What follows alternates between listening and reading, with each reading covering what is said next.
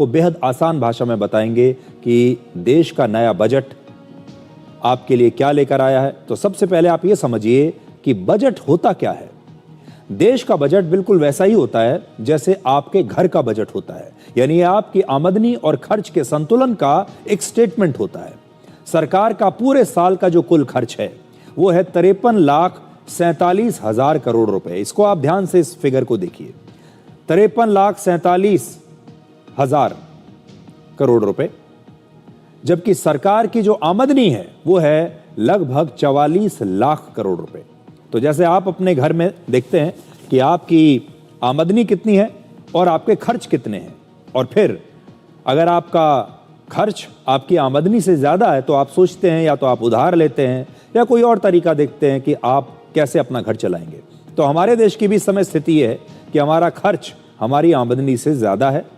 हमारा जो कुल खर्च है भारत सरकार का एक साल का वो है 53 लाख करोड़, और भारत सरकार की जो कुल आमदनी है एक साल की वो है 44 लाख करोड़।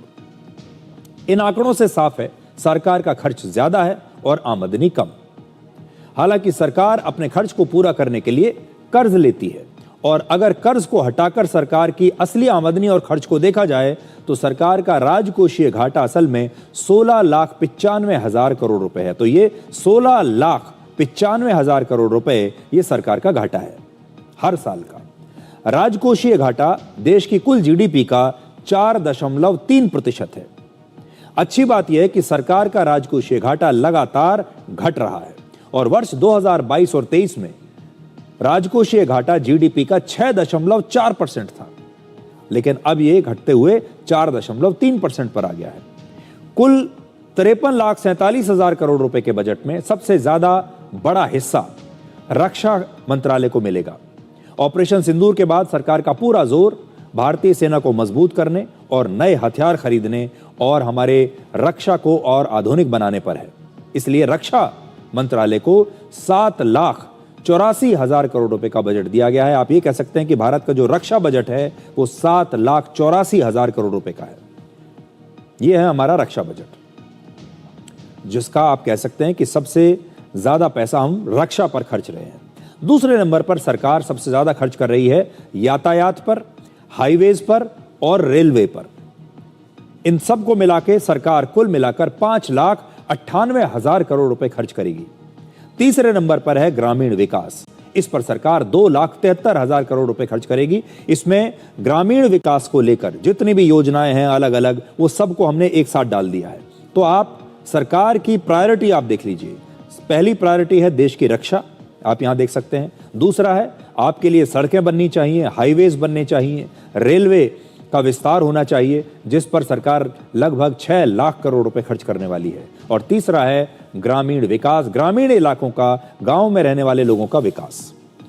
इसके बाद शिक्षा यानी एजुकेशन पर सरकार 1,39,000 करोड़ रुपए से ज्यादा खर्च करेगी, और पहली बार भारत सरकार स्वास्थ्य पर 1 लाख करोड़ रुपए से ज्यादा खर्च करने वाली है इस बार। आपको जानकर हैरानी होगी कि स्वास्थ्य, शिक्षा और ग्रामीण विकास को मिलाकर जितना खर्च होता है उससे सिर्फ थोड़ा सा कम ही खर्चा सरकार अलग अलग सब्सिडीज पर करती है।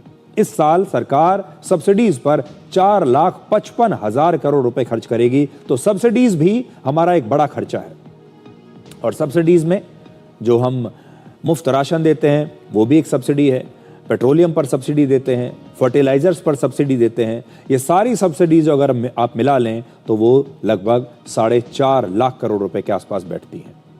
लेकिन ये एक अनुशासन वाला बजट है, जहां आपको सिर्फ अपने और अपने परिवार के बारे में नहीं बल्कि देश के बारे में सोचना है। आप में से बहुत सारे लोगों को लगा होगा कि इस बजट में आपके लिए कुछ नहीं है, आपको क्या मिला, सब कुछ तो पहले जैसा ही है। लेकिन ये एक लॉन्ग टर्म यानी दूरगामी बजट है, क्योंकि जब देश मजबूत होता है तो समाज मजबूत होता है, और समाज मजबूत होता है तो उसका फायदा आपको और आपके परिवार को भी मिलता है। हमारे देश की जीडीपी का करीब 60% हिस्सा कंजम्पशन से आता है, यानी वो पैसा जो लोग बाजार में खर्च करते हैं, यानी आप लोग जो पैसा खर्च करते हैं उससे हमारी इकोनॉमी चलती है। जैसे भारत एक कंज्यूमर बेस्ड इकोनॉमी है, तो हम क्योंकि कंजम्पशन के आधार पर हमारी इकोनॉमी चलती है, लेकिन चीन की जो अर्थव्यवस्था है वो मैन्युफैक्चरिंग और एक्सपोर्ट पर आधारित है। तो ये मूल जो बदलाव है, जो अंतर है भारत और चीन में, वो है कि हमारी जो इकोनॉमी है वो कंजम्पशन पर चलती है। हमारे देश के लोग जो कंज्यूम करते हैं, जो खरीदते हैं, जो बाजार में पैसा लगाते हैं, उसका। लेकिन चीन जो है, उसकी जो इकोनॉमी चलती है वो चलती है मैन्युफैक्चरिंग से और एक्सपोर्ट से। लोगों का खर्च तब बढ़ता है जब सरकार उन्हें छूट देती है ज़्यादा पैसा बचाने की, या उनकी आमदनी बढ़ती है। जैसे ही आपकी आमदनी बढ़ती है या आपकी बचत बढ़ती है तो आप उस पैसे को खर्च करते हैं। जब खर्च करते हैं तो अर्थव्यवस्था को बल मिलता है। इस बार सरकार ने ऐसा कोई फैसला नहीं लिया जिससे आपका पैसा बच सके या आपकी आमदनी बढ़ सके या आपको टैक्स में कोई राहत मिले। ऐसा कोई फैसला नहीं।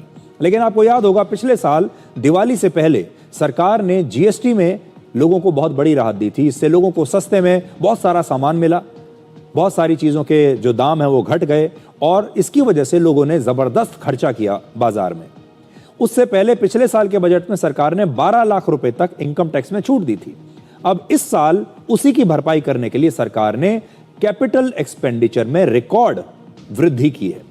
अब कैपिटल एक्सपेंडिचर जो है हमारे देश का, उसे बढ़ाकर 12 लाख करोड़ रुपए से ज्यादा कर दिया गया। यानी सरकार 12 लाख करोड़ रुपए खर्चा करेगी, जबकि 4 साल पहले वर्ष 2022 और 23 में यह आंकड़ा 7 लाख करोड़ था। यानी तब से लेकर कहां 7 लाख करोड़ और अब 12 लाख करोड़।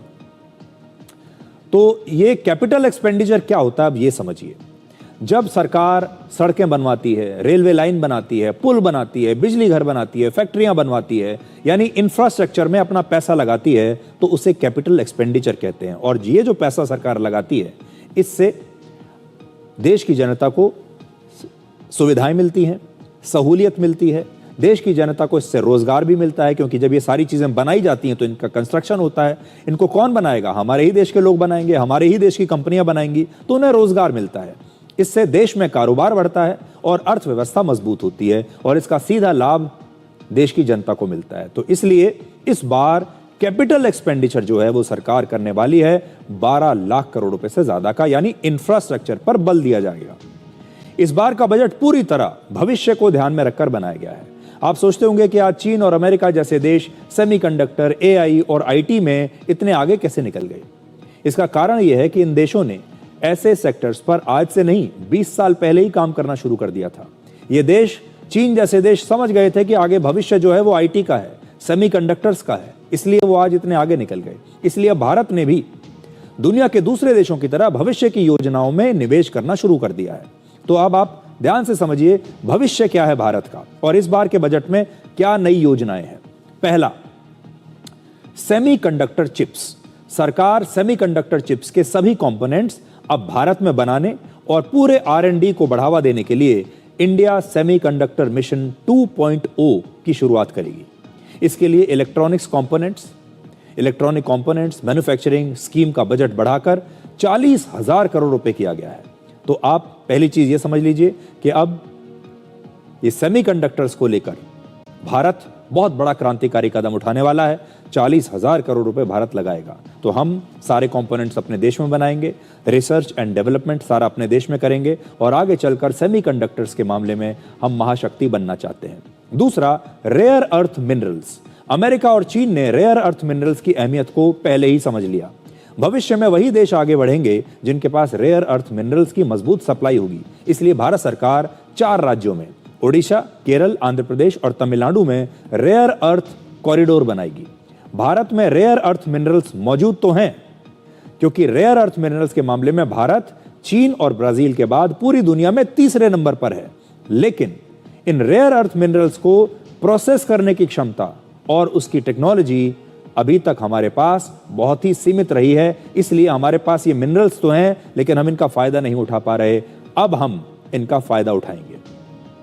तीसरा, न्यूक्लियर पावर से बिजली का उत्पादन। इस बार भारत सरकार बिजली के लिए न्यूक्लियर पावर पर पहले से कहीं ज्यादा जोर दे रही है और इसके लिए न्यूक्लियर पावर प्रोजेक्ट्स में आयात होने वाले तमाम कंपोनेंट्स पर, सामानों पर कस्टम ड्यूटी में छूट को 2035 तक बढ़ा दिया गया है। यह छूट अब सभी न्यूक्लियर प्लांट्स पर लागू होगी, चाहे उनकी क्षमता कितनी भी हो।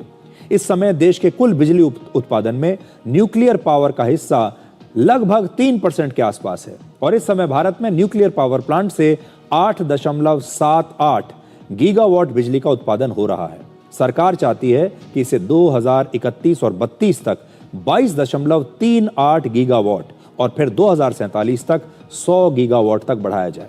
इसलिए न्यूक्लियर पावर को लेकर अब हमारे देश में बहुत ज्यादा जोर दिया जाएगा, क्योंकि किसी भी देश को चलाने के लिए आपको ईंधन चाहिए, और वो ईंधन कहां से आएगा? वो ईंधन अब न्यूक्लियर पावर प्लांट से आएगा, और अब देश में पहले के मुकाबले कहीं ज्यादा न्यूक्लियर पावर प्लांट्स बनेंगे और सरकार इसे प्रमोट करेगी। चौथा, डेटा सेंटर्स पर 0% टैक्स। दुनिया की हर बड़ी टेक कंपनी को डेटा सेंटर की आवश्यकता होती है।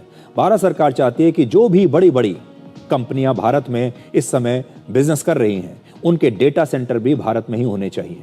अब गूगल, मेटा, अमेजॉन और एप्पल जैसी बड़ी बड़ी टेक कंपनियां अगर भारत में अपने भारत के डेटा सेंटर्स का इस्तेमाल करती हैं, तो उन्हें वर्ष 2047 तक टैक्स में 100% छूट दी जाएगी।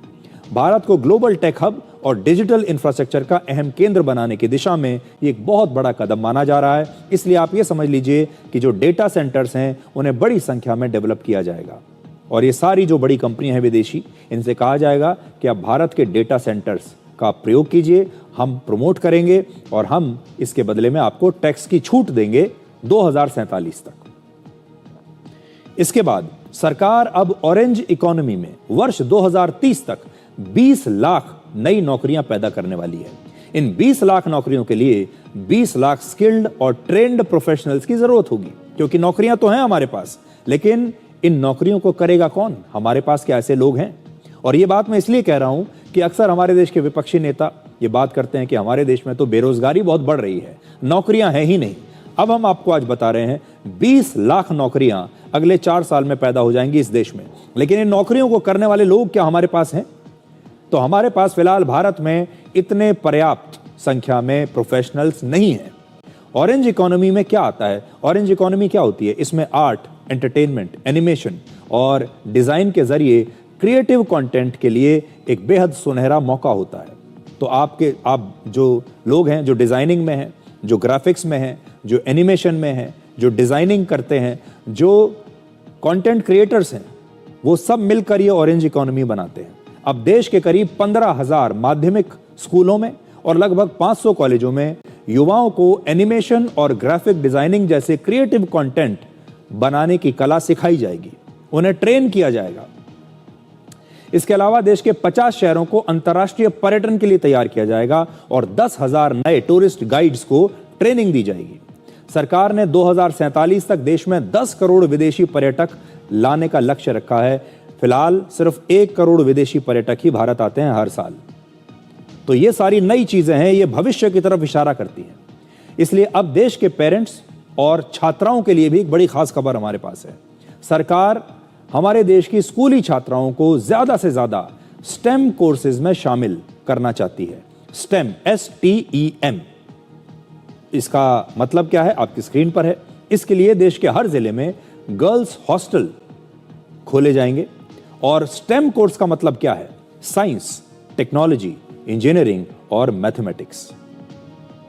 तो सरकार यह चाहती है कि हमारे देश की जो महिलाएं हैं, खास तौर पर हमारे देश की जो छात्राएं हैं, जो इस समय स्कूल में पढ़ रही हैं, उन्हें साइंस पढ़नी चाहिए, टेक्नोलॉजी पढ़नी चाहिए, इंजीनियरिंग पढ़नी चाहिए, मैथमेटिक्स पढ़नी चाहिए। और हमारे देश के जो छात्राएं हैं, ये कुछ वर्षों के बाद जब स्कूल और कॉलेजों से बाहर निकलेंगी तो ये स्टेम सब्जेक्ट्स की मास्टर बन जाएंगी।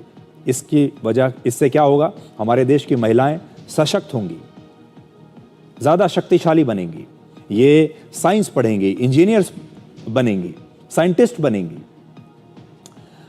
आज के विश्लेषण में आखिर में उन माता पिताओं के लिए भी जानकारी है जो अक्सर ये पूछते रहते हैं कि अपने बच्चे को भविष्य के लिए कैसे तैयार करें, हमें अपने बच्चों को क्या पढ़ाना चाहिए, किस कोर्स में एडमिशन दिलाना चाहिए कि उसकी आसानी से नौकरी लग जाए। तो अब ये बात जो मैं कहने जा रहा हूं, ये देश के पेरेंट्स के लिए है। तो अब ये समझ लीजिए कि आपको क्या करना है। सबसे पहली बात यह कि आने वाले समय में युवाओं को IT, AI यानी artificial intelligence, orange economy, semiconductor chips और रेयर अर्थ मिनरल्स जैसे क्षेत्रों में रोजगार के बड़े बड़े मौके मिलेंगे। डेटा सेंटर के सेक्टर में नौकरियों की बहुत अच्छी संभावनाएं होंगी। महिलाओं के लिए साइंस, टेक्नोलॉजी, इंजीनियरिंग और मैथमेटिक्स के क्षेत्रों में रोजगार के नए नए रास्ते खुलने वाले हैं। और भारत में आने वाले समय में इन क्षेत्रों में नौकरियां तो काफी होंगी, लेकिन स्किल्ड लोगों की संख्या हमारे पास कम होगी। इसलिए आज आपसे हम ये कहना चाहते हैं कि ये जो बजट है, ये भविष्य की तरफ इशारा कर रहा है।